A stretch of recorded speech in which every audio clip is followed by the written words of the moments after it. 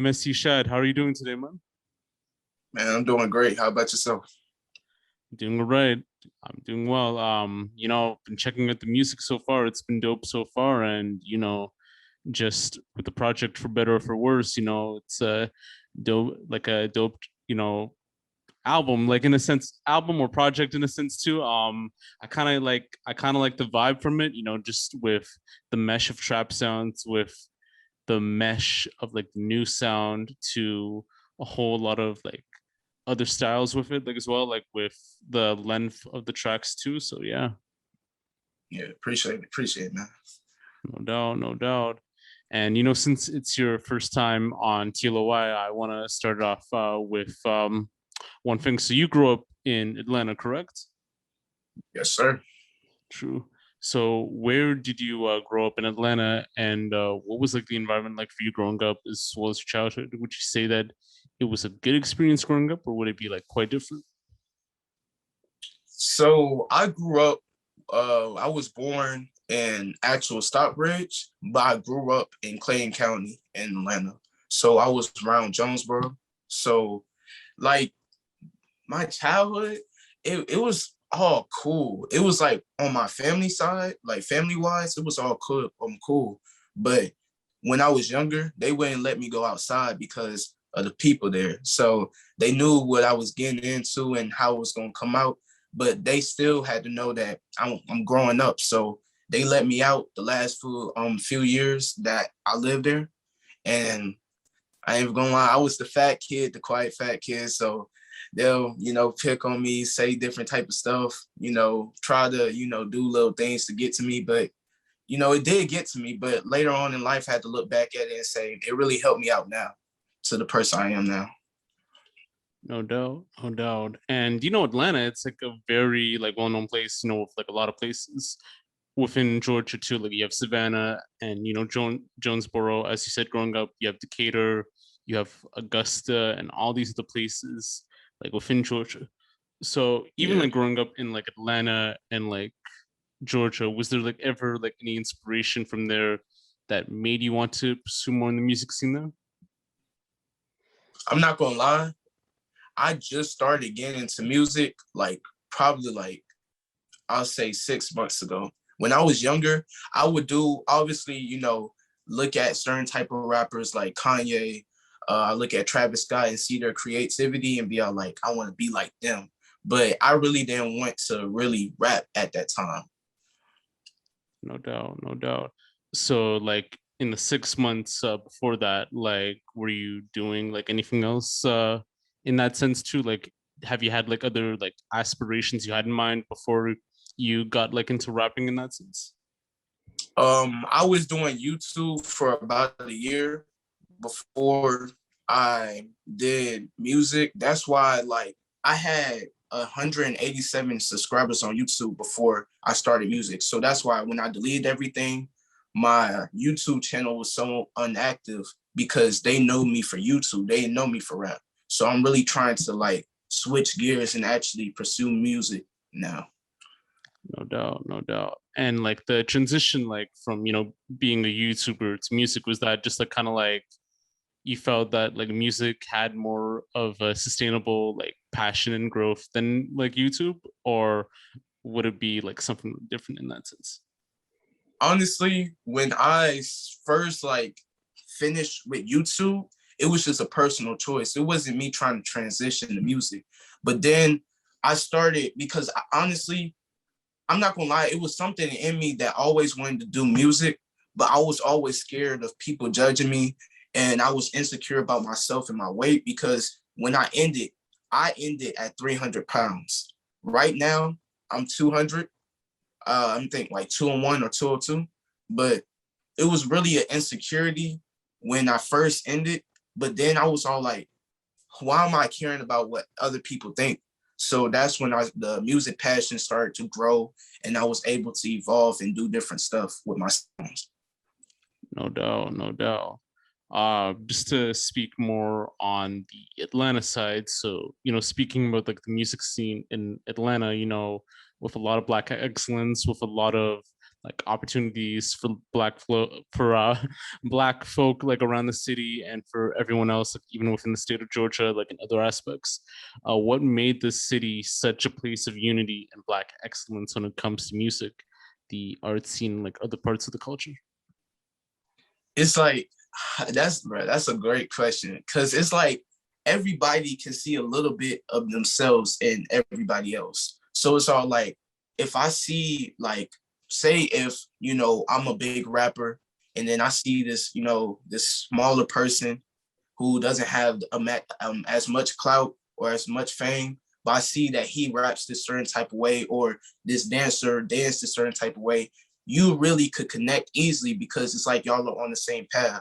So it's easily to really connect with other people. And I feel like that's everywhere, not just in Atlanta. So, but I feel like this is basically Atlanta's like Black Hollywood. So I feel like the Black excellence is really pushed down here. No doubt, no doubt. And I know that you said that you only started like making music like or getting into music like 6 months ago too. But like even like growing up, was there like ever like any like musical history like background or history like in that sense? Like did you have like any like family members that like got involved in music or had music involved like evolved in you like in some sort of way like in school or anything else? I'm not gonna lie, people gonna think that I'm lying, but when I was younger, like in 5th grade, and when I was younger, I used to sing for my church, and I was also in the choir for my school in 5th grade. So I did I had a little bit of music, in my background, and I also rapped when I was younger too. But the thing is, I was younger. I was like 6th, 7th grade, or 5th grade around that time. So it was like I couldn't really control my voice and find my sound. So it was really hard for me to rap because I was in that in between phase where my voice started getting deeper, but at the same time it was light. So I couldn't really sing anymore and I couldn't really rap right. It was just a weird time. So I always had like that music base in my house too because of my grandparents. They're singers and my aunt's a singer. Like everybody is really into music. So the passion's always been there. It was just like, when was I able to really express myself and pursue it? No doubt, no doubt. And what artists or genres are you mainly like influenced by? And who would you like to collaborate like in the future? Like once you start to build up like your sound and your discography and all that. So what really influenced my music is obviously rap, R&B, rock, and pop. Those are the four main things. I stick to those. And some artists that I really would love to collab with is, Travis Scott. He's very, creative. I want to collab with Billie Eilish. And there's an underground rapper. I don't know if you know the name, but SSG Kobe. It's like those are the three main ones. They're very creative and they know how to go outside the box. And that's really the type of artist I want to be. No doubt, no doubt. I see you're wearing like an Aaliyah shirt like in the background, Like are you kind of like also like a big Aaliyah fan too, by any chance? I'm not gonna lie. I used to listen to her music when I was younger because my mom would play it all the time. And then I was kind of thinking about her over the past couple of days. So I was all like, let me just cop the shirt. You feel me? I really love some of her music for real. No doubt, no doubt. Nah, I mean she's like a very dope artist too. So like her legacy is like very like crazy from there, just from beginning to end. So it was kind of tragic, like the way she passed away. So Yeah. no doubt, no doubt. So let's get back to it. So what is your creative process like when making music, and what would like a day in recording music be like for you? Okay. So over the past, couple weeks, it really changed. So right now, my creative process is that depending on how I'm feeling, I'm going to write a song. That song's probably going to take about 20 minutes because I'm starting to get into writing now. So that song's going to take 20 minutes. And then I'm going to say, okay, I'm going to record it tonight. But it doesn't happen. So I make another song tomorrow. And then I'll say, okay, I'm going to record 2 songs. And then it doesn't happen. So I end up like making like 3 or 4 or 5 songs. And then over time, that day, I'll record all 5 and they're hits. That's really how the process is now. No doubt, no doubt. And when I was checking out your For Better or For Worse project, very dope by the way. Like the cover art was like also like interesting too, with the mesh of like white, black, and like I guess some grayish too. And like I think just overall like it was pretty dope. So just speaking about that project, tell me about the creative process in that project and what inspired you to make it. Okay, so basically I came from Florida and I had COVID. I'm done with it now. I feel great now, but I was very sick and I was just listening to music every single day so much because I have nothing else to do but stay in the house. So I was thinking like, what's my next song going to be? Because before I had another EP called More and More that I posted like a couple months ago. That had to be some of the worst body of music I ever heard in my life. So I was like, man, I really want to glow up and really improve on my music. So I started listening to different artists, and then basically all the different type of music I became For Better or For Worse. And it just basically, it was just so much emotion built up for me, dealing with relationship problems, dealing with family, dealing with addiction to drugs. So it was just so much emotion built up that I just had to let it loose. So I knew that I wanted to be, very natural and genuine. So most of the songs I freestyle. I'm not gonna lie. The only song I didn't freestyle was Lately, because that's when I recorded that before I caught COVID. So everything else was basically a freestyle and just coming from me, just punching in. So it was really just so much emotion built up and so much music I was listening to over the time that I had to let it out. And I'm so glad with the product that came out with it. No doubt, no doubt. And with COVID, it's kind of like a crazy thing too, because like lately, like Rolling Loud happened, and then like Lollapalooza happened, and like lately with the Delta variant too, it's been crazy so far too. So how do you feel about like these music festivals like coming back like in a crazy time like this with the Delta variant? You think they made like the right move, or you felt like they could have just like called it off for like another year in that sense? I'm not gonna lie, when it comes to situations with performances and things like that, it's always about money. So they're just trying to make it come soon as possible so they can bring the money in. So I understand that perspective. But however, I feel like it was a little too early. I feel like they should have waited another year, because honestly, I feel like that would give it more time so the progression rate with COVID not slowing down, obviously, because it's the world's never going to be the same. But I feel like it could give it more time to where we could find out more things, come up with a different vaccine, or just come up with different ways where we could prevent catching it. So, but obviously it's all about money to them, so they're going to hurry up and bring it. So can't blame them. Yeah, no doubt, no doubt. Also, I think too, it's important to get the vaccine either way, like whether you have it or not, to like whether you have like COVID or not, like it's better to get the vaccine like as soon as possible, because who knows, you might like save a life, you might protect your family in that sense too. And like just hearing your experience, dealing with COVID while making music, like that was kind of like interesting, like in that sense as well. So yeah, no doubt.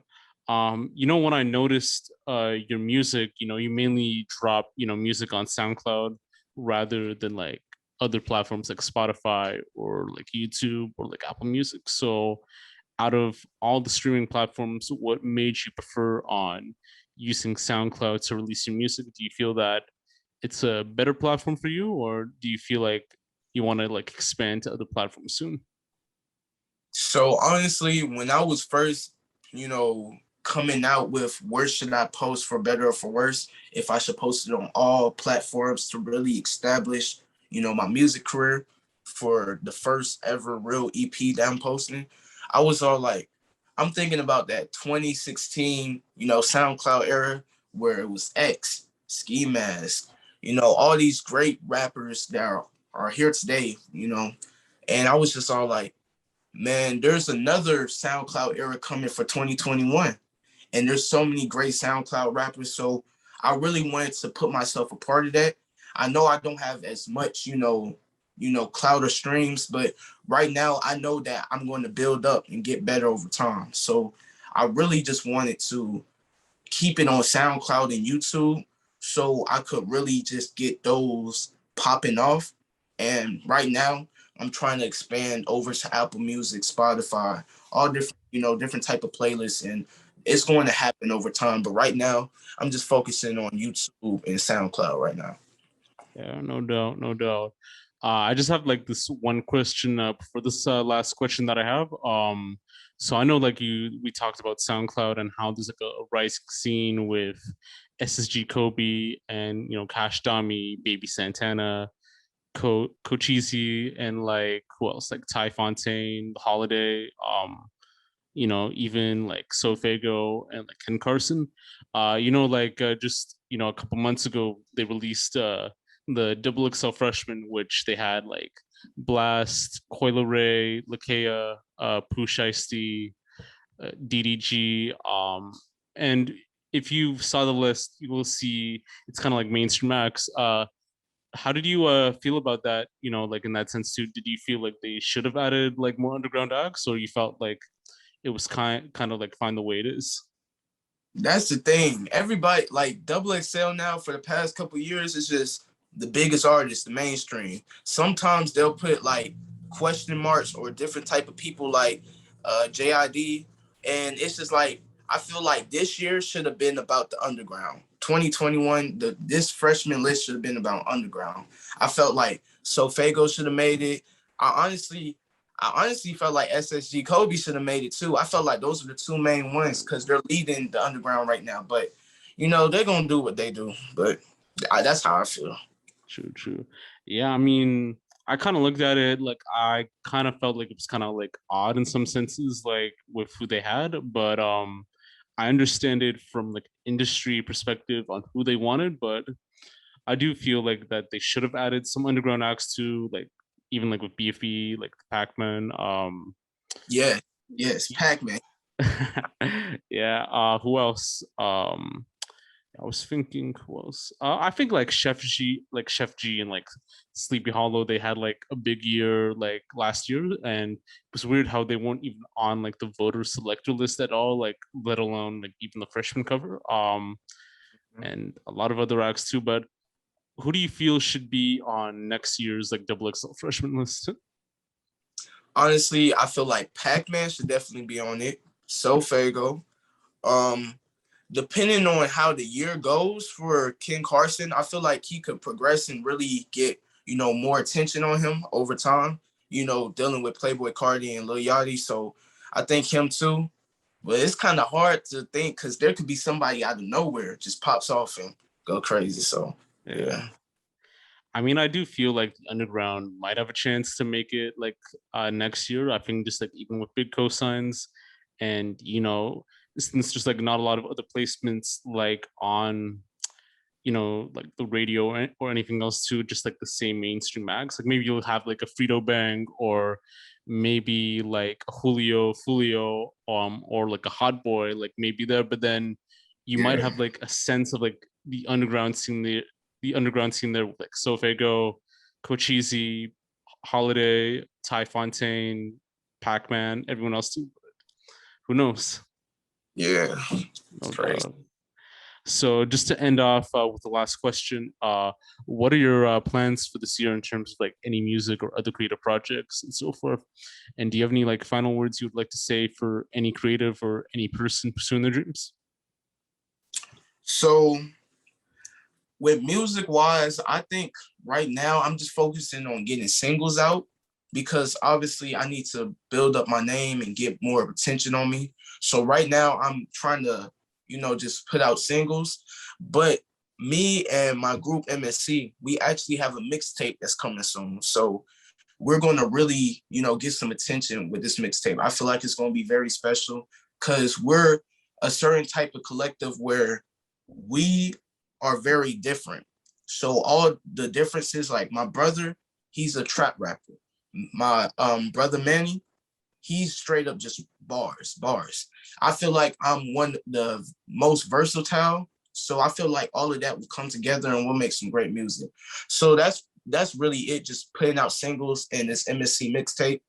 But also my final words is that for anybody who's trying to pursue what they think is best for them, don't listen to any negative, conversation that people are going to bring to you. When it comes to how you feel about something, if you're passionate about it, you can do it. Because obviously I'm a living, breathing example of that anything is possible. So if you really feel like something is special to you, just keep on going with it, no matter what. That's all. No doubt, no doubt.